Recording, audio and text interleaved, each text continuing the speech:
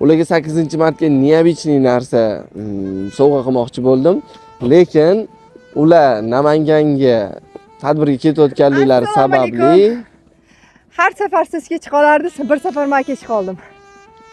mana shu petlichkani sizga taqing. Nimaga? Nima bo'pti? Ha, siz tadbirga ketasiz. 8-da Toshkentda bo'lmas ekansiz. Shunga sizga oldinroqdan bitta sovg'a bermoqchi edim.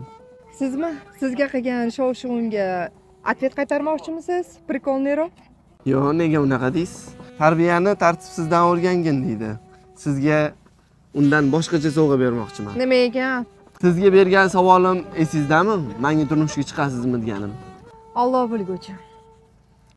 Endi shuni uyiga borganda bilib olamiz nima bo'lishini. Sizga oyizlarga